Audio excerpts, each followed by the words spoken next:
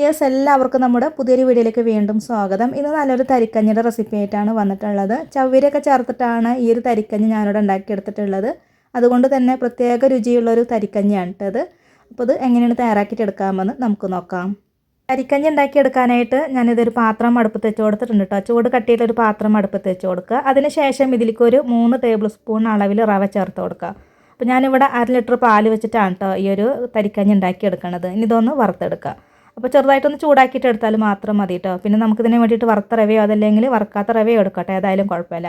ഇനി ഇതിലേക്ക് 1/2 ഗ്ലാസ് വെള്ളം ഒഴിച്ചു കൊടുത്തതിന് ശേഷം ഇതൊന്ന് വേവിച്ചെടുക്കാം. ഈ ഒരു വെള്ളത്തിൽ റവ ഒന്ന് വേവിച്ചെടുക്കാം കേട്ടോ. അപ്പോൾ ഇതേ വെള്ളമൊക്കെ ഒന്ന് വറ്റിയിട്ട് ഇതൊന്ന് കുറുകി വന്നിട്ടുണ്ട്. ഇനി ഇതിലേക്ക് നമുക്ക് ചവ്വരി വേവിച്ചതാണ് ചേർത്ത് കൊടുക്കേണ്ടത്. ഇവിടെ 1/4 കപ്പോളം ചവ്വരി ഒരു 10 മിനിറ്റോളം വെള്ളത്തിട്ട് കുതിർത്തെടുത്തതിന് ശേഷം ഒന്ന് വേവിച്ചെടുത്തിട്ടുള്ളതാണ് കേട്ടോ, അതാണ് ചേർത്തിട്ടുള്ളത്.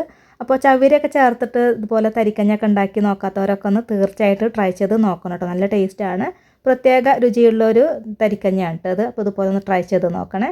അപ്പോൾ ഇതേ ചവ്വരിയൊക്കെ ചേർത്ത് കൊടുത്തതിന് ശേഷം ഞാൻ നന്നായിട്ട് എല്ലാം കൂടെ ഒന്ന് മിക്സാക്കി എടുത്തിട്ടുണ്ട്. കുറച്ച് നേരം ഇതുപോലൊക്കെ ഒന്ന് ഇളക്കി കൊടുക്കാം കേട്ടോ. അതിന് ശേഷം പിന്നെ ഇതിലേക്ക് നമുക്ക് പാല് ചേർക്കാം.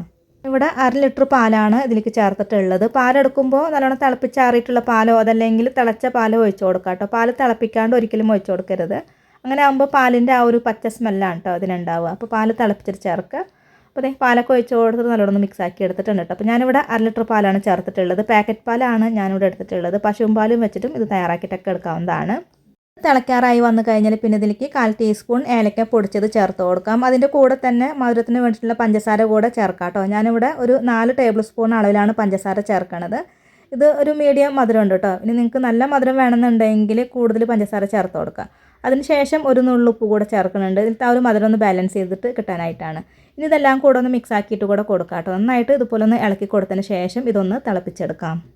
അപ്പോൾ നന്നായിട്ട് തന്നെ തിളപ്പിച്ചെടുത്തിട്ടുണ്ട് കേട്ടോ. കുറച്ച് നേരം ഒന്ന് തിളപ്പിച്ചെടുക്കുക. അപ്പോൾ ഇതിലേക്ക് ചേർത്തിട്ടുള്ള ചവ്വരി അതുപോലെ തന്നെ റവ ഒക്കെ ഉണ്ടല്ലോ, അതൊന്ന് ഈ ഒരു പാലിൻ്റെ മുകളിൽ ഇങ്ങനെ വന്ന് നിൽക്കും. ആ ഒരു സ്റ്റേജ് ആവണ വരയ്ക്ക് ഇതൊന്ന് തിളപ്പിച്ചെടുത്താലും മതിയിട്ട്. ഒരുപാട് നേരം നമ്മളിത് തിളപ്പിച്ചിട്ട് ഇങ്ങനെ കുറുക്കിയെടുക്കുകയൊന്നും ചെയ്യരുത്. അങ്ങനെ ആകുമ്പോൾ അത് ചൂടാറി കഴിഞ്ഞാൽ നല്ല കട്ടിയായിട്ട് പോകും കേട്ടോ. ഇതിങ്ങനെ കുറച്ചിങ്ങനെ ലൂസായിട്ടുള്ള പരുവത്തിലല്ല ഇത് കിട്ടേണ്ടത്. അപ്പോൾ ആ ഒരു പരുവത്തിൽ ഇതൊന്ന് റെഡിയാക്കിയിട്ട് എടുക്കുക. ഇനി ഒരു പാൻ അടുപ്പത്ത് വെച്ചിട്ട് ചൂടാക്കിയതിന് ശേഷം ഇതിലേക്ക് കുറച്ച് നെയ്യ് ഒഴിച്ച് കൊടുക്കുക. അതിന് ശേഷം കുറച്ച് അണ്ടിപ്പരിപ്പ് മുന്തിരിയും പിന്നെ കുറച്ച് ചെറിയ ഉള്ളിയും കൂടെ കട്ട് ചെയ്തിട്ട് ചേർത്തിട്ട് നന്നായിട്ട് ഒന്ന് റോസ്റ്റ് ചെയ്ത് എടുത്തതിന് ശേഷം നമ്മൾ റെഡിയാക്കി വെച്ചിട്ടുള്ള ആ ഒരു തരിക്കഞ്ഞിയിലേക്ക് ആ ഒരു നെയ്യോട് കൂടിയിട്ട് ഒന്ന് ഒഴിച്ച് കൊടുക്കാം. ഇത്രയേ ഉള്ളൂ. വളരെ സിമ്പിളായിട്ട് ഉണ്ടാക്കിയെടുക്കാൻ പറ്റിയിട്ടുള്ള നല്ല ടേസ്റ്റി ആയിട്ടുള്ള ഒരു തരിക്കഞ്ഞിയാണ്. അപ്പോൾ ഇതുപോലെ ചവ്വരൊന്നും ചേർത്തിട്ട് ഉണ്ടാക്കിയിട്ടില്ലെങ്കിൽ തീർച്ചയായിട്ടും ട്രൈ ചെയ്ത് നോക്കണം കേട്ടോ. എല്ലാവർക്കും ഇഷ്ടമാവും. ഉണ്ടാക്കി നോക്കിയിട്ട് അഭിപ്രായങ്ങളൊക്കെ അറിയിക്കണം കേട്ടോ. അപ്പോൾ ഇന്നത്തെ വീഡിയോ എല്ലാവർക്കും ഇഷ്ടമായിട്ടുണ്ട് എന്ന് കരുതുന്നു. ഇതുവരെ വീഡിയോ കണ്ട് സപ്പോർട്ട് ചെയ്ത് എല്ലാവർക്കും ഒരുപാട് നന്ദി. ആദ്യമായിട്ടാണ് നമ്മുടെ ചാനൽ കാണുന്നതെങ്കിൽ ഒന്ന് സബ്സ്ക്രൈബ് ചെയ്യണേ. പിന്നെ ലൈക്ക് ചെയ്യാനും ഷെയർ ചെയ്യാനും ഹൈപ്പ് ചെയ്യാനൊന്നും മറക്കരുത്. അപ്പോൾ ഇനി അടുത്ത നല്ലൊരു റെസിപ്പി വീഡിയോ ആയിട്ട് വീണ്ടും കാണാം.